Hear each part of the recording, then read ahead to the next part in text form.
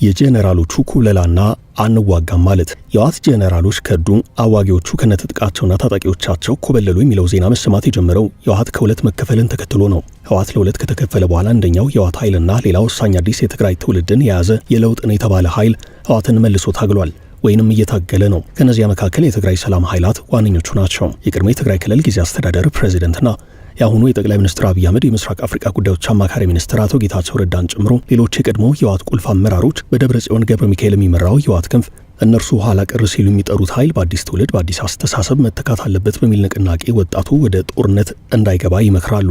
የመሆኑ ህወሓት ወጣቶቹን በግዳጅ ጭምር እያፈሰ ወታደራዊ ማሰልጠኛ በማስገባት አሰልጥኖ ወደ ጦር ግንባር እያሰማራ ነው የሚሉ መረጃዎች አሉ።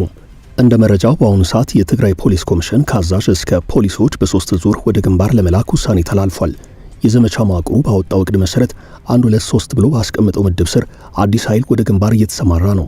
ምድብ 1 ላይ የተመደቡት በዚህ ሳምንት እስከ ቅዳሜና እሁድ ድረስ ወደ ግንባር ይላካሉ። ምድብ 2 ላይ የተመደቡት ደግሞ ከ2 ሳምንት በኋላ የሚላኩ ሲሆን በመጨረሻም ምድብ 3 ላይ የተመደቡት በቀጣይ ይላካሉ ተብሏል። ይህን ተከትሎ በህወሓት ጄኔራሎች በትግራይ የሚገኙ ፖሊሶች መካከል አለመግባባት መፈጠሩን የተሰማው ፖሊሶች በመጀመሪያ ደረጃ የተመደብንበት መንገድ በኔትወርክና በዘር ላይ ተመሰረተ ነው በሚል ቅሬታ አሰምተዋል። በዚህ ውሳኔ አብዛኞቹ ፖሊሶች ለመሄድ ፈቃደኛ አልሆኑም። ገሚሶቹ አንዋጋም በሚል ወደ ፈለጉበት ቦታ የሚሄዱ እንዳሉ መረጃዎች ያመላክታሉ። አንዋጋም እያሉ ያሉት ፖሊሶችና የትግራይ ወጣቶች ብቻ ሳይሆኑ ዋና ዋና የህወሓት ጄኔራሎች ጭምር ናቸው። ቲግቫ ኢትዮጵያ እንደዘገበው የትግራይ ኃይልን ሲመሩ የነበሩ 3 ከፍተኛ ወታደራዊ አመራሮች ኮብልለው አዲስ አበባ ገብተዋል። ከፍተኛ ወታደራዊ አመራሮቹ ቀደም ሲል የሀገር መከላከያ ሰራዊት አባል የነበሩ፣ በትግራይ ጦርነት ጊዜ ደግሞ የትግራይን ኃይል የመሩ የተዋጉ ያዋጉ ናቸው። ህወሓት 51ኛ ዓመት የምስረታ በዓሉን በጦርነት ስጋት ውስጥ ሆኖ በደበዘዘ መልኩ ባከበረ ማግስት ወደ ተለያዩ የጦር ግንባሮች ሌላ ዙር ወታደራዊ ስምሪት እያደረገ ነው። በዚህ መሃል ጄኔራሎች ወደ አዲስ አበባ መኮብለላቸውን የሚያሳዩ መረጃዎች ወጥተዋል። የህወሓት ነገር አብቅቷል፣ መለወጥ አለበት የሚሉት እነ ጌታቸው ረዳ የነ ደብረጽዮንን ቡድን ኋላ ቀር በሚል በተደጋጋሚ ተቻሉ። እነዚያኞቹ ደግሞ ከሃዲ ይሏቸዋል። እንዲህ ባለ ክፍፍል ድባብ ውስጥ የቀጠለው ህወሓት ለጦርነት ተዘጋጅቶ ወታደራዊ ስምሪት በሚያደርግበት በዚህ ወሳኝ ሰዓት አዋጊ ጄኔራሎቹን እንዳጣ እየተዘገበ ነው። በአሁኑ ሰዓት በትግራይ መጠነ ሰፊ ወታደራዊ እንቅስቃሴ እንዳለ ይነገራል።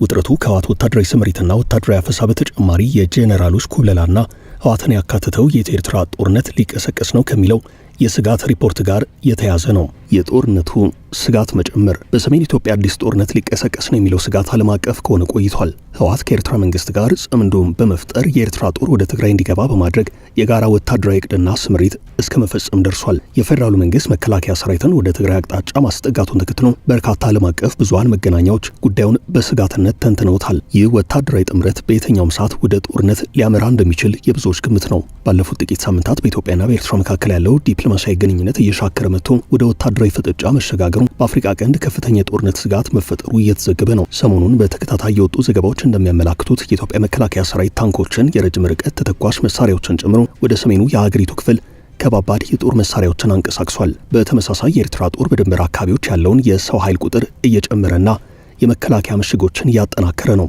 በዚህ መሃል ከ4 ኪሎ ወደ አስመራና ከአስመራ ወደ 4 ኪሎ የቃላት ጦርነቱም እንደቀጠለ ነው። በቅርቡ የኢትዮጵያ ውጭ ጉዳይ ሚኒስቴር ኤርትራ የኢትዮጵያ ሉዓላዊ ግዛት ይዛለች በሚል ጦሯን እንድታስወጣ በደብዳቤ ጠይቋል። የኤርትራ መንግስት በምላሹ የቀረበውን ጥያቄ አጣጥሏል። በሌላኛው ማዕዘን የኤርትራ ጦርና የህወሓት ጦር በአንድ ግንባር በጋራ እቅድ ሲንቀሳቀሱ፣ የኢትዮጵያ መንግስት ደግሞ በሌላ አቅጣጫ ወደ ድንበር አካባቢዎች ጦሩን ከመቼውም ጊዜ በላይ ከፍ አድርጎ ማንቀሳቀሱ እየተነገረ ነው። አዋጊዎቹ አዲስ አበባ እንደገቡ የታወቀው በትናንትናው ዕለት ነው። ህወሓትን ክደው የኮበለሉት ጄኔራሎች ብርጋዴር ጄኔራል ግዑሽ፣ ብርጋዴር ጄኔራል ከበደ ፈቃዱና ኮሎኔል ንጉሱ ወልደ ገብርኤል ናቸው።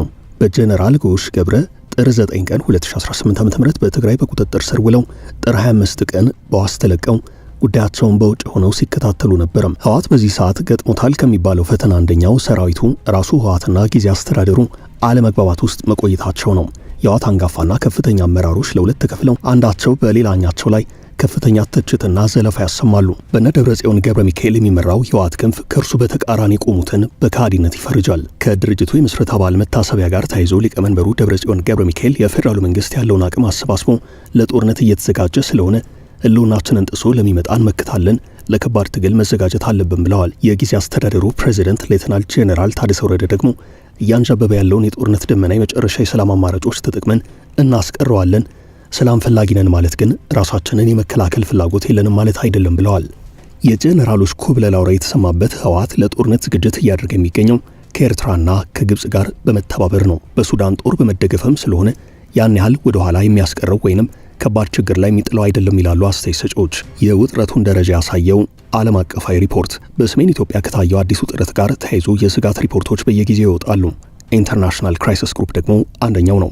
ኢትዮጵያና ኤርትራ እንዲሁም በትግራይ ክልል ያለው አሳሳቢ ሁናቴ በሪፖርት መልክ ወጥቷል። ሪፖርቱ በኢትዮጵያና በኤርትራ መካከል ያለው ውጥረት በማንኛውም ቅጽበት ወደ ጦርነት ሊቀየር እንደሚችል የሚያሳይ ነው። ዓለም አቀፍ ተቋሙ ባወጣው በዚህ የስጋት ሪፖርት በኢትዮጵያና በኤርትራ መካከል እየተባባሰ የመጣው ውጥረት በፌዴራሉ መንግስትና በህወሓት መካከል መልሶ እያገረሸ ያለው የግጭት አዝማሚያ ወደ ጦርነት ሊቀየር ከጫፍ ደርሷል ብሏል። በኢትዮጵያና በኤርትራ መንግስታት ብሎም በህወሓት መካከል ያለው ውጥረት በማንኛውም ሰዓት ሊቀሰቀስ የሚችል ጦርነት መሆኑን በመዘገብ የሁናቴውን አሳሳቢነት በሪፖርቱ ከፍ አድርጎ አንጸባርቋል። በ2018 የፈረንጆቹ ዓመት በኢትዮጵያና ኤርትራ መካከል ተፈርሞ የነበረው ስምምነት ሳይከበር ሁለቱ ሀገራት በርስ በርስ ወደ መጠላላትና ወደ ጦርነት እያመሩ ነው ብሏል። በሌላ በኩል በህወሓት አመራሮች መካከል ያለውን ክፍፍል በመጥቀስ አሰላለፉን አብራርቷል። በአንድ በኩል በጌታቸው ረዳ የሚመራው ኃይል ከፌዴራሉ መንግስት ጋር ያለውን ግንኙነት ለማጠናከር መሞከሩን ገልጿል። በሌላ በኩል የነደብረ ጽዮን ቡድን ከኤርትራ ጋር ያለውን ጥምረት በግልጽ ያስረዳል። ሪፖርቱ የኢትዮጵያና የኤርትራን ግንኙነት አስመልክቶም ልዩ ትኩረት የሰጠው ጉዳይ ከባህር በርና ሉዓላዊነት ጋር በማያያዝ ነው። ኢትዮጵያ ከሶማሌላንድ ጋር የተፈራረመችው የወደብ መግባቢያ ስምምነት ቀጥሎም የአሰብ ጉዳይ መነሳቱን ኤርትራን እንዳሰጋት ይጠቁማል። የኢሳያስ አፈወርቂ መንግስት ኢትዮጵያን የባህር በር ጥያቄ ከኢኮኖሚ ተጠቃሚነት አንጻር ሳይሆን የኤርትራን ግዛት ለመቀማት የታለመ የወረራ እቅድ አድርጎ እንደሚመለከተው በጽሑፉ አስረድቷል። ነገርየው ወደ ጦርነት የማምራት እድሉ ሰፊ በመሆኑ ዓለም አቀፉ ማህበረሰብ ጣልቃ እንዲገባና አዲስ አበባና አስመራን በጠረጴዛ ዙሪያ በማግባባት ሰላማዊ መፍትሄ እንዲያበጅለት እየጠየቀ ነው። በሰሜን ኢትዮጵያ ዳግም ጦርነት ቢቀሰቀስ ቀደም ሲል ከነበረውና ከግጭት ገና ባላገገመው በሚሊዮኖች የሚቆጠሩ ዜጎች ላይ ከፋ ሰቆቃና ሰብአዊ ቀውስ እንደሚያስከትል አሳስቧል።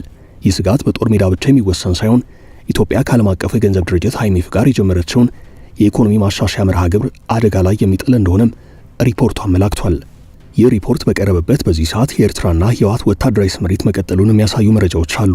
ይህ ሁሉ ባለበት ከህወሓት ወገን ያሉ ጄኔራሎች አንዋጋም ብለው ወደ አዲስ አበባ መኮብለላቸው ተሰምቷል። የጄኔራሎቹ ኩብለላ ሰፊ የሚዲያ ትኩረት አገኘ እንጂ በቀደሙት ጊዜያት ሲወጡ የነበሩ ዘገባዎች እንደሚያሳዩት ከሆነ በትግራይ ክልል ያንዣበበውን የጦርነት ደመና ተከትሎ በክልሉ የሚገኙ በርከት ያሉ ወጣቶች በአፋር ክልል አድርገው ከትግራይ ክልል በርከት ብለው እየወጡ እንደሚገኙ ዘገባዎች አያይዘው ጠቁመዋል። ከሚታየው ከፍተኛ የሆነ የወጣቶች ፍልሰት ጎን ለጎን በክልሉ በአሁኑ ሰዓት በመሰረታዊ ፍጆታ ምርቶች ላይ የታየው የዋጋ ንረት አሳሳቢ ደረጃ ላይ ደርሷል። ባንኮች ለደንበኞቻቸው ጥሬ ገንዘብ መስጠት ተስኗቸዋል። በአጠቃላይ ለበርካታ የትግራይ ክልል ነዋሪዎች አሁን እየታየ ያለው አዝማሚያ በቀደመው የሰሜኑ የትግራይ ጦርነት ወቅት የነበረውን ሁናቴ የሚያስታውስ ነው።